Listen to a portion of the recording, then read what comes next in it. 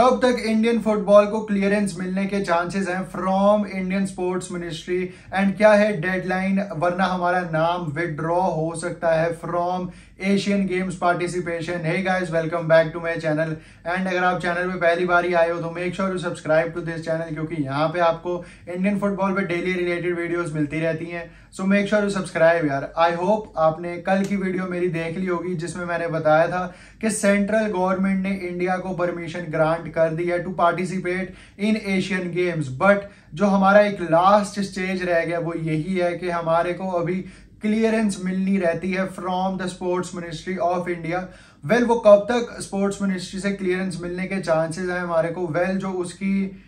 Timeline आ रही है वो 2 दिन तक की आ रही है, 48 hours. Next 48 hours will be very crucial for Indian football and for the Asian Games participation, क्योंकि ज़्यादा टाइम अब नहीं रह गया है इंडियन फुटबॉल के पास, AIFF के पास, स्पोर्ट्स मिनिस्ट्री के पास, क्योंकि आज 24 जुलाई ऑलरेडी हो चुकी है and 26 July is the last date to withdraw your name from the Asian games draw. अगर आप तब तक अपनी क्लियरेंस नहीं हासिल कर पाते तो आपको फिर अपना नाम विड्रॉ करना पड़ेगा from the Asian games draw which will be held on 27 जुलाई। तो लास्ट कुछ चंद घंटे है ये AIFF के पास, स्पोर्ट्स मिनिस्ट्री के पास एंड बैक रूम में, बैक एंड में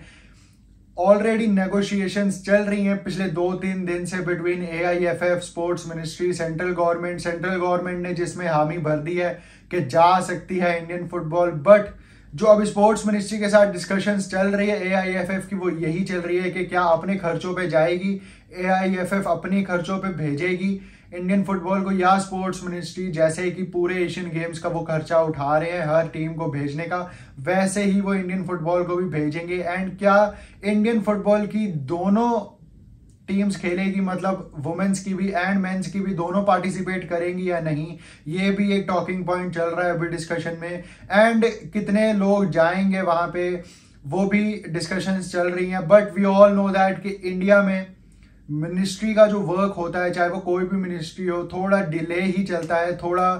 काम स्लो ही चलता है, चाहे वो हम स्पोर्ट्स की बात करें या चाहे हम एक्सटर्नल अफेयर्स की बात करें या चाहे कोई भी हम मिनिस्ट्री की बात करें, तो काम स्लो ही चलता है। But AIFF currently